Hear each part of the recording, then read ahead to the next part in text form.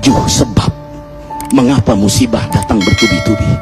Yang pertama, karena banyaknya maksiat. Surah Yasin ayat 19 yang kita baca setiap hari. Kemalangan terjadi, musibah terjadi, malapetaka terjadi karena dosa keterlaluan kalian kepada Allah. Yang kedua, karena banyaknya orang berbuat zalim. Dengarkan surah Qasas ayat 59. Kami tidak akan menghancurkan satu daerah kecuali para penduduknya banyak berbuat zalim. Anak durhaka pada orang tua, istri yang berani kepada suaminya, perampok, pembunuhan di mana-mana. Ini mengundang bala bencana. Yang ketiga, mengundang bala bencana karena kelakuan tangan-tangan manusia.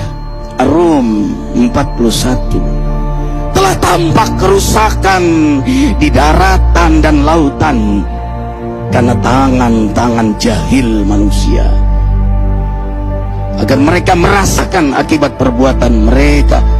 Sebagian mereka merasakan akibat perbuatan mereka, agar mereka kembali kepada Allah. Yang keempat, bencana terjadi karena para tokoh melakukan kemaksiatan dan kezaliman. Dengarkan dengan iman, wahai penduduk Indonesia yang mulia. Bila kami ingin menghancurkan suatu negeri, kami perintahkan para tokohnya untuk taat kepada Allah, tapi mereka maksiat, tapi mereka berbuat zalim, tapi mereka khianat kepadaku dan kepada makhlukku. Fahaqa alaihil qaul, maka haklah untuk mereka datang bala bencana seperti kaum Ad, kaum Samud, kaum Lut, kaum Nuh. Kami hancurkan sehancur-hancurnya. Siapa tokoh itu?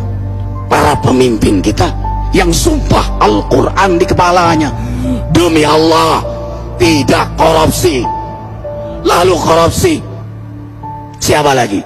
Hartawan, orang-orang kaya yang dengan harta berpoya-poya, sombong, maksiat dengan kekayaannya di tengah orang yang banyak menderita.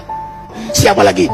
Ulama yang menjual ayat-ayat Allah dengan murah. Subhanallah. Yang kelima, mengapa bala bencana terjadi? Karena orang-orang soleh, orang-orang baik diam melihat kemaksiatan dan kemungkaran. Surah Al-Anfal ayat 25. Takutlah kalian dengan musibah yang tidak hanya menimpa orang yang maksiat, orang yang berbuat zalim, tapi juga kalian orang-orang soleh. Maka masa bodoh dengan kemaksiatan bukanlah sikap seorang mukmin. Amar ma'ruf nahi munkar adalah amal cerdas. Yang keenam, justru karena rahmat Allah, karena peringatan yang Allah hadirkan agar hadir mahkamah kesadaran kita. Ikhwah, dengarkan dengan iman surah Al-Baqarah ayat 155, 156, 157. Kami pasti uji kalian dengan sesuatu yang buat kalian takut lapar, takut miskin, takut kematian. Tapi kabarkan berita gembira bagi hamba Allah yang sabar dari semua ujiannya, yang mereka berkata, sesungguhnya kami milik Allah dan sesungguhnya kami akan kembali kepada Allah.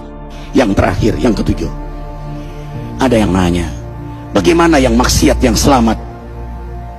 Tenang-tenang saja. Yang berbuat zalim malah sukses. Di mana keadilannya? Allah Maha Adil. Dengarkan surah Hud ayat 15-16.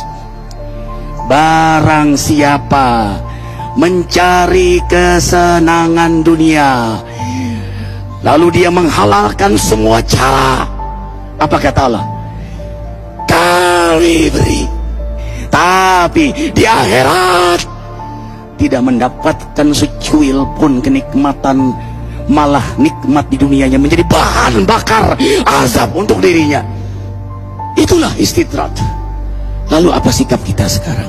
Orang beriman menjadikan peristiwa apapun sebagai jalan untuk mendekatkan dirinya kepada Allah.